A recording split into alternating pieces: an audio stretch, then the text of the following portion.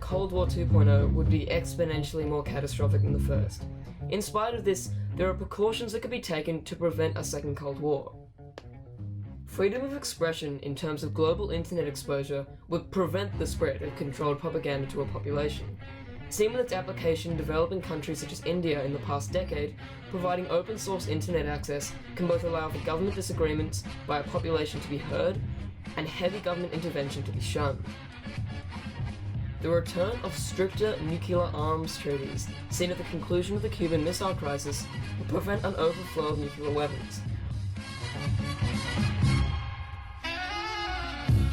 As stated by political scientist Robert A. Manning, the United States and Russia can't maintain the global system of nuclear deterrence on their own anymore.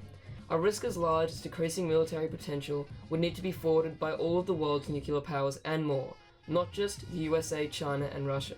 The management of the current Cold War era proxy wars would also complete the resolution of the relationship between China, America, and Russia, hence preventing more from forming.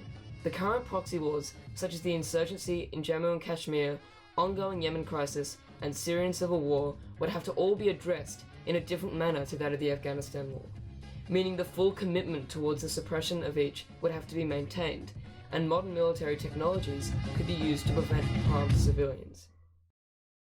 Sounds pretty simple, right? Well, all three aspects of prevention are some of the most complicated political issues for today's nations.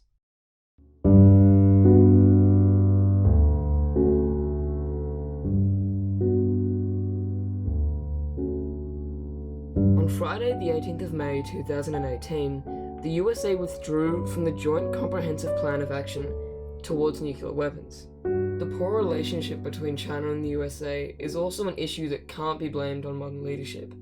Its decay is rooted deep through the past. The 1989 Tiananmen incident, the 1999 US bombing of the Chinese embassy in Belgrade, and the 2001 EP-3 mid-air collision in Hainan have all been contributing factors. And China's rise to become the second largest economy has only struck fear into the American government and populace. Not to mention the length of time it's taken previously for proxy wars to conclude, as shown before.